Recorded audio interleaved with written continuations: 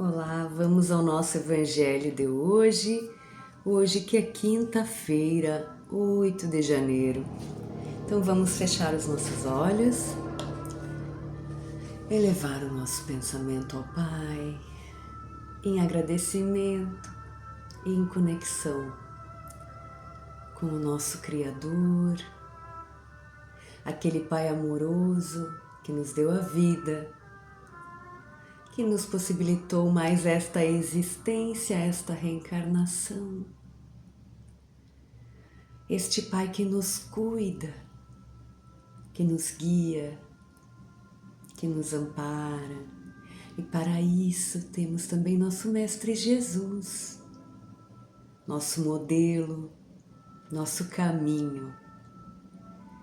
Gratidão, Pai, por mais este dia em que abrimos os olhos da carne. Gratidão, Mestre e amigo Jesus, que estará conosco em mais esta jornada que se inicia. A espiritualidade amiga, nosso anjo da guarda, nossos espíritos protetores, que estejam conosco, a nos amparar, a nos guiar, a nos inspirar os bons pensamentos, as boas palavras, as boas ações, no nosso trabalho, no nosso lar, nas resoluções que tenhamos que tomar. Gratidão e pedimos o amparo. Se os momentos ficarem difíceis, que consigamos ter fé, esperança e paciência, na certeza de que tudo ficará bem na sua hora devida. Assim, com o coração mais sereno e mais confiante, nos entregamos a esta jornada que se inicia e pedimos que permaneçam conosco, espíritos amigos, durante a nossa reflexão e o nosso dia. Que assim seja. Então vamos lá, vamos para o Evangelho segundo o Espiritismo, uma reflexão. Deixa eu ver se não está escuro. Se fica aqui, fica muita luz, mas fica mais claro. Vamos lá. Vamos ver o que nos vem hoje. Capítulo 13. Que a sua mão esquerda não saiba o que faz a sua mão direita. Capítulo 13. Nós já lemos aqui o tema que caiu para nós: convidar os pobres e os estrupiados, ajudar sem esperar recompensa. Nós já lemos uma primeira partezinha, então vamos para o item 8, onde diz assim: Jesus disse, deixa eu baixar um pouquinho a nossa Ave Maria. Quando Jesus disse: quando você oferecer um banquete, não convide seus amigos, mas sim os pobres e os estropiados. Essas palavras, que parecem absurdas se levadas ao pé da letra, são sublimes quando entendemos o seu verdadeiro sentido. Jesus não quis dizer que, em vez dos amigos, é necessário reunir à mesa os mendigos da rua. Sua linguagem era quase sempre figurada e, para os homens daquela época, incapazes de entender as sutilezas mais delicadas do pensamento, eram necessárias imagens fortes, mais fortes, como, por exemplo, convidar estropiados em vez de amigos. A essência do pensamento de Jesus se revela nessas palavras: e você será feliz porque eles não têm com o que retribuir. Isso quer dizer que não se deve fazer o bem pensando em uma retribuição, mas sim pelo simples prazer de fazê-lo. Para tornar clara a comparação, Jesus diz: convida os pobres para o seu banquete, pois você sabe que eles não podem lhe retribuir. E, por banquete, é preciso entender não a refeição propriamente dita, mas a participação na abundância daquilo que você desfruta. Todavia, esse ensinamento de Jesus pode ser aplicado num sentido mais verdadeiro. Quantas pessoas convidam para sentar à sua mesa? Somente aqueles que podem lhe honrar com sua presença, ou que podem retribuir-lhe o convite, é uma afirmação. Todos nós possuímos amigos e parentes menos afortunados e muitos sentem grande satisfação em recebê-los. Essa é uma forma de ajudá-los, disfarçadamente, sem que eles percebam. Essas pessoas, sem precisarem ir recrutar os cegos e os estrupiados, praticam o ensinamento de Jesus, pois o fazem por bondade, sem ostentação, e sabem disfarçar o benefício por meio de uma sincera cordialidade. Muito bem. Aqui termina a nossa leitura do item 8 do capítulo 13, que a sua mão esquerda não saiba o que faz a sua mão direita. Interessante começarmos a pensar que o título desse capítulo diz que a sua mão esquerda não saiba o que faz a sua mão direita. Quando nós, num primeiro momento, lemos esse título, chegamos nesse capítulo, nos vem muito claramente a ideia de que devemos fazer a caridade, fazer o bem para que os outros não saibam, Mas com o passar do tempo, quando a gente faz uma outra leitura, ou uma leitura mais atenta, a gente vai perceber as nuances do mestre, que, quando o véu vai caindo, a gente vai percebendo as nuances do mestre. Que a sua mão direita não saiba o que fez a sua mão esquerda, ou vice-versa. Não se refere aos outros, se refere a nós mesmos. O que está querendo dizer? Essa relação é comigo, para que eu não faça para o meu ego, para que eu faça de vontade sincera, coração sincero. Essa é uma reflexão que parece bobinha, mas que faz toda a diferença.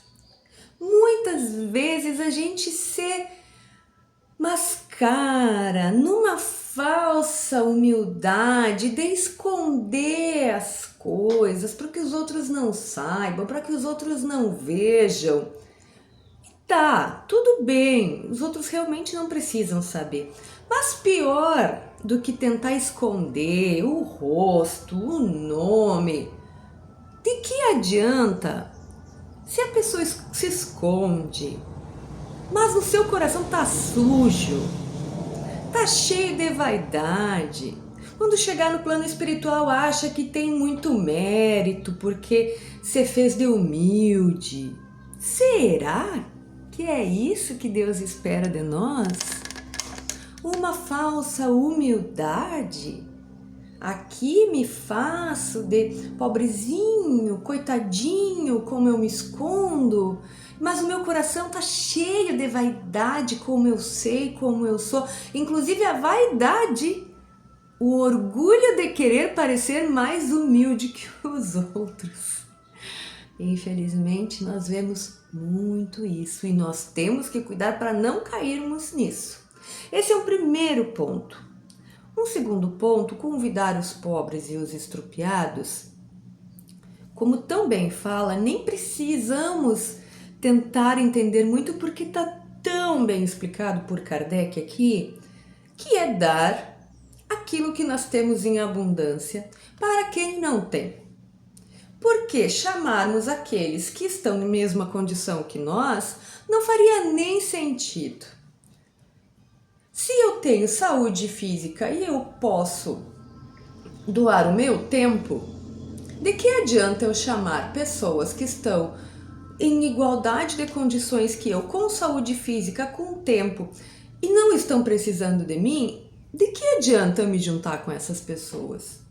Seria bom, claro, para um banquete de amigos confraternizar, mas não teria uma utilidade. Eu preciso ir doar o meu tempo, a minha disposição, para aqueles irmãos que estão precisando de uma conversa amiga, de um braço amigo, de uma necessidade material que não tem. É disso que se trata.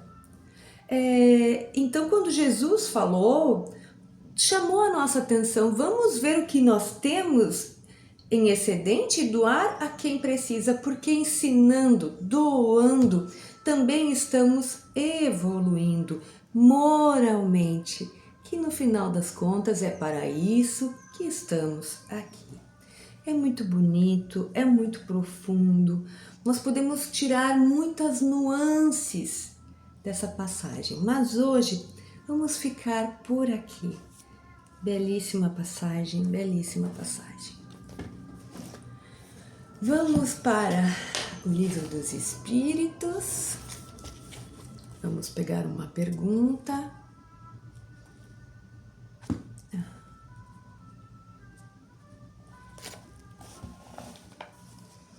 Vamos lá.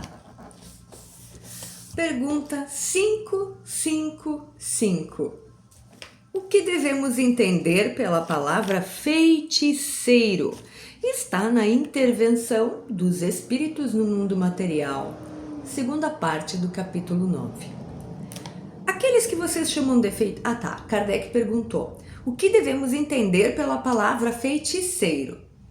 E os espíritos responderam, aqueles a quem vocês chamam de feiticeiros são pessoas que, quando possuem boa fé, desfrutam de certas faculdades com a força magnética ou dupla vista. Assim, por fazerem coisas que a maioria não compreende, as pessoas acreditam que essas criaturas são dotadas de um poder sobrenatural. Os cientistas não têm passado muitas vezes por feiticeiros aos olhos das pessoas ignorantes? Muito bem, tem um comentário de Kardec, vamos ler. O espiritismo e o magnetismo nos dão a chave de uma infinidade de fenômenos sobre os quais a ignorância, a falta do conhecimento, criou várias fábulas em que os fatos são exagerados pela imaginação. O conhecimento esclarecido dessas duas ciências, espiritismo e magnetismo, que na verdade são apenas uma, é a melhor defesa contra ideias supersticiosas, porque ao mostrar a realidade das coisas e suas verdadeiras causas, revela o que é possível e o que é impossível, o que está nas leis da natureza e o que não passa de crença ridícula. Muito bem, acho que está muito bem explicado. E sabe o que os espíritos me veio à mente uma historinha, uma colocação. Foi algum palestrante que disse, não vou me lembrar quem, contou um caso para ele que exemplifica perfeitamente isso. Se nós pegarmos um irmão nosso indígena, né, que nunca saiu da sua tribo, e vamos levá-lo para viajar. E chegando no aeroporto, esse irmão indígena está passando e nos vê indo lavar a mão numa dessas torneiras que a gente passa, né, com sensor, que a gente passa a mão e a água sai. Imagine esse irmão que nunca saiu lá da tribo, passando neste exato momento em que eu passo a mão e a água sai, o que este irmão irá pensar? Que eu tenho poderes especiais, que eu tenho a capacidade de fazer a água sair de um objeto, de uma torneira. Mas imaginem, é disso que se trata. Então, quando nós ainda não temos conhecimento, nós temos a tendência a fazer todo um imaginário, e muitas das questões das crenças populares vêm da falta do conhecimento e do aumento dessas ideias. Por isso que o espiritismo e o magnetismo, que como diz ali que na verdade são um só, se propõe a, aos poucos, ir nos explicando estas questões. Muito bem, vamos encerrar, vamos fechar os olhos e agradecer a Deus, nosso Pai de amor, por hoje, por mais este dia, ao nosso mestre e amigo, que tanto, tanto, tanto nos ensina, que nós possamos doar um pouquinho de tudo isso que recebemos, pois só em termos acordado e estarmos aqui estudando a tua palavra, mestre, já é tanto. Espíritos amigos, permaneçam conosco, hoje e para todos sempre. Que assim seja. Tchau, tchau.